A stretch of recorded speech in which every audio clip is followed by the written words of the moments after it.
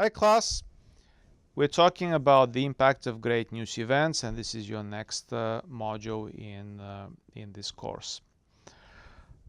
One of the challenges that I have always had with global news media, teaching a class like that, is that when I pick up a textbook, by the time the class rolls on and by the time definitely the semester is out, the textbook is most likely going to be obsolete. Okay, not completely obsolete, but always every semester, without fail, I've had an event or events happen that not included in the textbook because of course they were not available as information at the time of its printing or of its writing, but events that would be highly relevant and interesting from a viewpoint of global news media.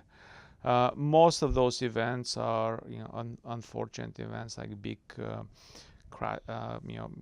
crashes like the Malaysian Boeing MH17 that was shot down over Ukraine, or terrorist attacks like the Charlie Hebdo or the other attacks, large attacks in Paris or San Bernardino or you name it. Some of these events can be quite uplifting, like the 1989 fall of the Berlin Wall. Let me tell you about the event that was, of course, the signature terrorist act of our times, and definitely one of the most consequential events in recent history. 9/11. I remember when I was leaving home in the morning of September 11th, 2001, and I was going out of the door and literally flipped TV, flipped CNN for just a second, like kind of give it a look, more out of habit than out of any kind of necessity. And I saw actually the moment that CNN cut to live transmission from the first tower that was hit. So probably a few minutes after it was hit, and they started showing live picture with the billowing smoke from the tower. And remember this blue sky and the smoke, ominous smoke, and they were speculating that probably a small plane has hit the tower, or they did not know what was going on. And as they were speculating and trying to figure out what was going on, literally 15 or so minutes after the first hit, we were live on TV. I'm watching live, and then the second plane hits the tower, the second tower. Again, this happens live while the anchors are commenting, and they're trying to figure out what was going on. Needless to say, I stayed glued in front of TV for the next 8 or 10 or maybe 12 hours, watching history as it was happening in front of my eyes. Hour and a half later, the towers have collapsed. Again, I remember the anchor at the time, Aaron Brown, who's just giving a narration of his own bewilderment of what was going on. He said something to the effect of, well, I don't see the tower. One of the towers had just disappeared in smoke. Maybe it's just the whiffs of smoke, kind of blowing this way, so we could not see the tower. So nobody knew what was going on, including the people who were providing comments on air. But you can agree with me that few events in American history have been as consequential in terms of the impact on the public opinion, on the minds of the Americans, as 9/11 was. And one of the reasons for that was that the tragic event happened in the most media saturated city in the world, and millions upon millions of people saw it live or in endless reruns after that, ad nauseum, watching the planes hit the towers from all possible angles, collecting evidence from numerous cameras that were, on in the city. And this is before everybody had a camera in their cell phone. So this is you had to actually have a video camera, a handy cam of some kind, which was, lots of people did in a city like New York, but definitely would have been different if it was happening 15 years later today. Another momentous event that I witnessed in my life was the fall of the Berlin Wall on November 9th, 1989. And perhaps until this class, you did not know that one of the big reasons that happened, that this event happened, was basically a slip by one of the members of the Politburo, by a person who was at the top of the power of East German politics, who during a live news conference on the evening of November 9th, when he was asked, because there was a decision by the Politburo that the checkpoints would be open, but they were kind of saying it basically to appease the public unrest at the time, and they were just, most likely trying to say something, so people can feel, okay, they'll open them at some point. But there was no decision by the Politburo when the checkpoints will be open. Remember, the Berlin Wall was separating East Berlin from West Berlin, and it was one of the most heavily fortified and protected borders in the world. Hundreds of people have died trying to cross it. It was a symbol of the Cold War. It was a symbol of the separation between East and West, because it was literally bisecting one of the most famous European cities.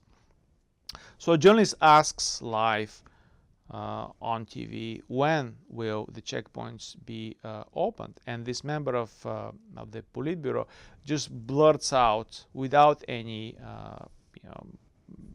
talks or without any discussion with the other members of the Politburo, with other members of this ruling class in East Germany, and he just says, now.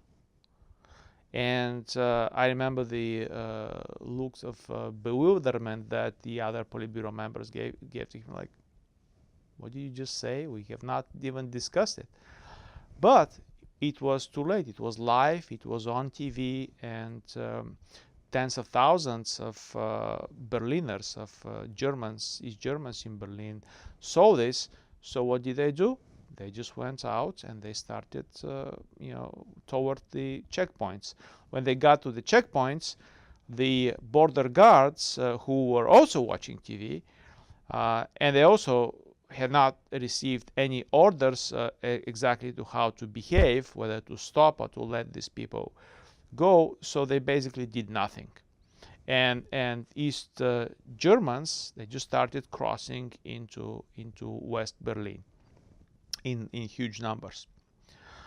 And then later that night, somebody just took the sledgehammer to a section of the wall, and then before long, lots of people were just hammering at the wall and tearing it down. And you've seen these pictures, these videos, this footage, time after time after time, of East Germans, hammering at the wall, hammering at this hated symbol of the separation between East and West.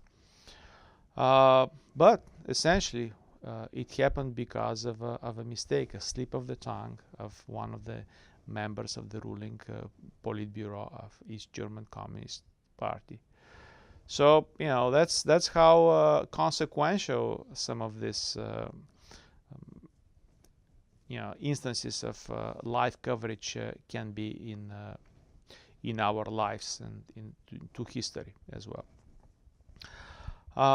So your textbook talks about other news events that have been widely covered by the media, particularly by television, such as the 2004 news about the tsunami that hit Southeast Asia and killed over 200,000 people. Not all of these events have been as consequential, of course, as 9/11 and the fall of the Berlin Wall, but on the other hand, very few events in history can be as consequential, of course. In 2009, when protests erupted over election fraud in Iran, a young woman was murdered on the streets of Tehran, and this 40-second video that went on the social media became viral and led to some significant changes. Since the textbook was published, of course, we have had other events happened in 2015. The attacks in Paris, terrorist attacks in Paris in the beginning of the year in January, when Charlie Hebdo, the journalists in that publication, were murdered by terrorists. And then, of course, at the end of the year in November, when we had terrorist attacks in several locations in Paris. We had tragic events, terrorism events in the United States, of course, the San Bernardino, then New Orleans.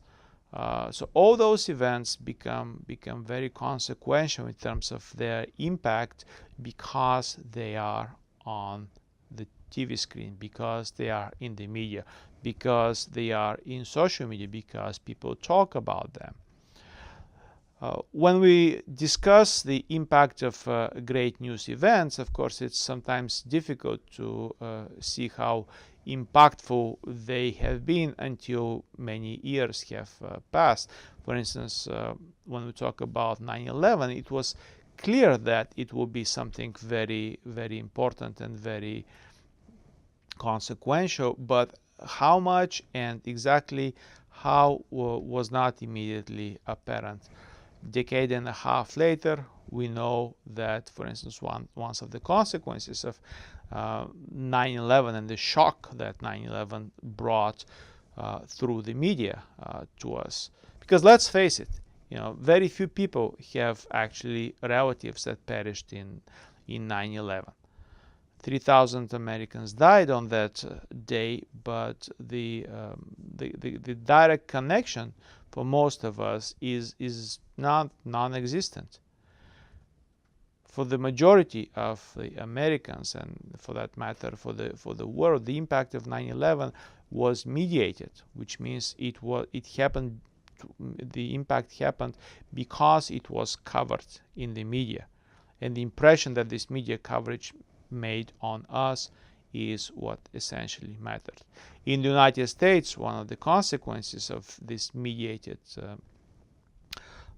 impact was that for about 2 years the country was in shock, and even though the shock was kind of wearing off and the impact was waning somewhat, but it explains why when in March of 2003 the United States went to war with Iraq, a completely unnecessary war and the wrong war, as we know now, the war that had so many bad consequences by itself, but there was very little opposition because Americans were still in shock over 9/11. So that's one of the consequences of these news events, is that people can agree or concede to certain actions taken by their leaders because they become fearful for their lives or their livelihood because of terrorism. Even again, as I said, the direct impact of terrorism, for instance, is very, very little. The events in San Bernardino or even in New Orleans or in Orlando, sorry, not New Orleans, they have very little direct relevance to us. We don't necessarily know people who were killed there, but as a psychological shock, psychological trauma, that is very very serious.